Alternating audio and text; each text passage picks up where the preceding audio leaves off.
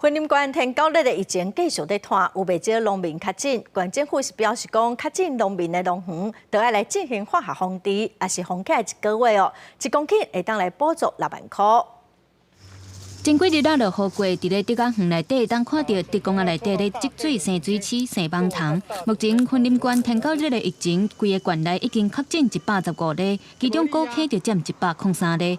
为着要加强防治天狗日，农业处针对配合封园1个月的农民，按算1公顷要给因补助6万块。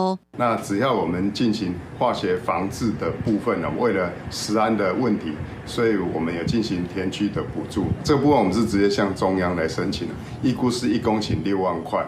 那我们希望说，为了全民的食安，那这1个月呢进行封园。 云林县府表示，最近县内得到天狗日的个案，大部分拢是农民。不过拄好是竹笋的采收期，袂当因为防疫就无顾虑到农民的生活。若是配合防疫停止采收的农民，就会当领到1公顷6万块补助。不过农民的看法嘛真无同。你政策若要安尼，咱嘛无安尼嘛袂使哩啊。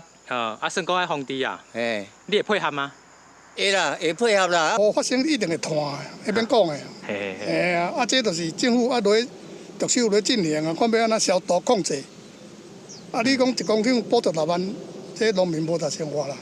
伫高坑有种果子的农民表示，1公顷要补助6万块，完全无够通贴因所投入的成本。希望政府会当想出更较好控制天狗日的方法。那农业处估计，目前高坑疫情上严重的所在大约1500公顷，若是拢封园需要补助9000万块。记者综合报道。